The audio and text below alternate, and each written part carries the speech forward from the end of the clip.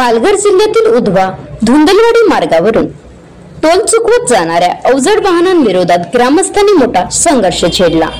रविवारी मध्यरात्री 2 वाजतापासून ग्रामस्थांनी 49 वाहने अडवून ठेवली होती। अखेर ही वाहने दुपारी दापोचरी चेकपोस्टवर नेऊन वजन तपासणी करण्यात आली।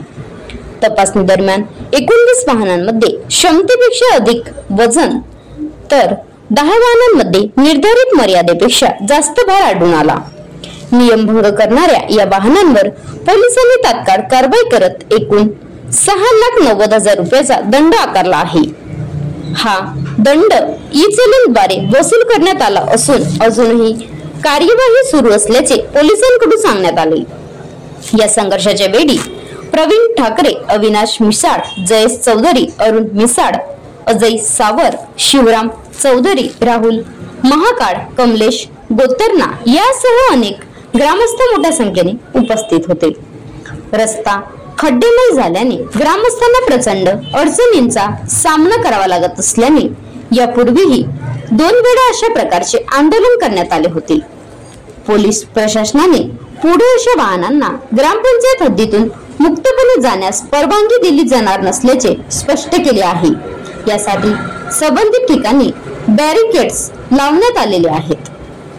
Maharashtra live news reporter Shailesh तांबडा, राज्य प्रतिनिधी, पालघर। मी प्रवीण ठाकरे, मोडगावचा रहिवासी, आता धुंदलवाडी ते उधवा रोडवरती उपस्थित आहे। या ठिकाणी सकाळी आम्ही जवळजवळ 35 गाड्या थांबवल्या होत्या। ती रात्रीपासून आमची मोहीम चालू होती। पोलीस आले, त्याच्यानंतर त्यांच्यावर कार्यवाही झाली। कार्यवाहीसाठी नेत असताना आम्हाला खूप गडबड करावी लागली।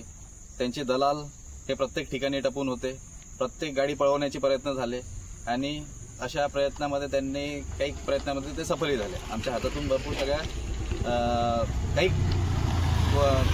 वाहनं आहेत ती निसटून गेली, कारण की दलाल हे तिथे उपस्थित होते आणि या दलालांना एवढी जर का ताकद आहे याचा अर्थ त्यांच्यावरती कोणाचा तरी नक्कीच मोठ्या माणसांचा हात असेल। तर माझी या दलालांची आम्हाला पाठलाग सुद्धा केला। एका स्कॉर्पिओ कार होती, मी आणि माझ्या बाईकवरती होतो आम्हाला त्यांनी पाठलाग सुद्धा करून धमकावण्याचा प्रयत्न केला। तर या सगळ्या ज्या काही गोष्टी आहेत त्या कुठेतरी थांबल्या पाहिजेत आणि यातून मी एवढंच सांगेन की या दलालांवरती आणि जे काही याच्यामध्ये सपोर्ट करत आहेत त्या सगळ्यांवरती या रोडची म्हणजे या सरकारी मालमत्तेचे नुकसान करणे, तसंच कर चुकवणे किंवा कर पळवणे या गोष्टीची सुद्धा नोंदणी व्हावी एवढी माझ्या सगळ्या गावाकडून विनंती आहे। आत्ताच्या सद्यस्थितीला आमचं एकही छोटं वाहन सुद्धा जाण्यासाठी आम्हाला खूप त्रास सहन करावा लागतोय। म्हणजे आम्ही नेमकं रस्त्याच्या खड्ड्यातून चाललोय की खड्ड्यामधल्या रस्त्यातून चालतोय हे काही समजत नाहीये। तर ही जी काही परिस्थिती आहे यासाठी आम्ही पाठपुरावा करणार आहोत आणि जर या गाड्या किंवा ही दलाली हे ओव्हरलोडच्या गाड्या थांबल्या नाहीत तर यानंतर जे काही घडेल त्याला आम्ही जबाबदार राहणार नाही। याची जी काही जबाबदारी राहील ती सगळी प्रशासनाची राहील असं आज मी तुमच्यासमोर जाहीर करत आहे। नमस्कार, मी अविनाश मिसाळ। या अगोदर आम्ही या ठिकाणी 2 वेळा आंदोलनं केली। 2 वेळा आंदोलनं करत असताना सुरुवातीला आम्ही भात रोपणी या खड्ड्यांसाठी केली होती, परंतु त्याचंही या प्रशासनाने कोणत्याही प्रकारची कारवाई केली नाही।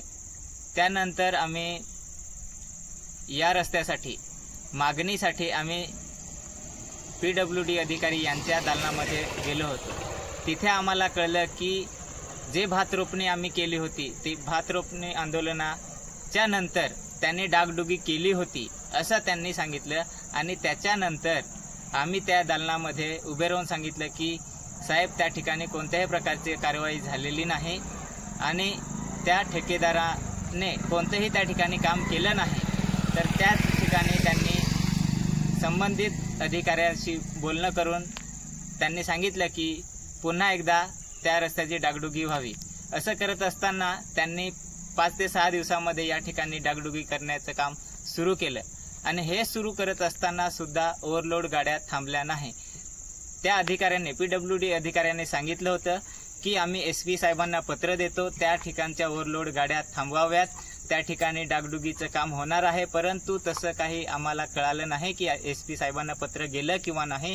ह्या सर्रासपणे अशा पद्धतीने ह्या गाड्या या रस्त्याने जात आहेत आणि काल रात्रीपासून आम्ही या गाड्या अडवल्या गेल्या आणि ह्या गाड्या अडवल्यानंतर पोलीस प्रशासनाला 112 वरती कॉल केला आणि त्यांनी या ठिकाणी उपस्थिती दाखवली. परंतु या ठिकाणी सकाळी पवार साहेब पोहोचले आणि पवार साहेबांच्या अंडरखाली 7-8 पोलीस कर्मचारी या ठिकाणी पोहोचले आणि या सर्व गाड्या थांबवल्या होत्या. यांच्यावरती कारवाई करू अशा पद्धतीने त्यांनी सांगितलं आणि त्यांनी सांगितलं की ह्या सर्व गाड्या RTO चेकपोस्टकडे तिथे नेऊन त्यांची पावती आपण फाडूया, तिथे चेक करूया की ओव्हरलोड गाड्या आहेत किंवा नाही.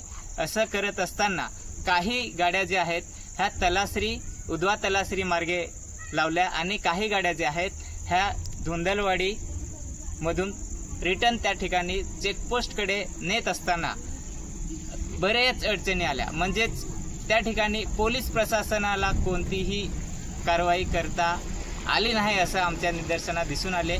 याच्यामध्ये आम्हाला असं दिसलं की पोलीस प्रशासन याच्यामध्ये इन्व्हॉल्व नाही ना असा प्रश्न आम्हाला या ठिकाणी पाहायला मिळाला. ह्या गाड्या नेत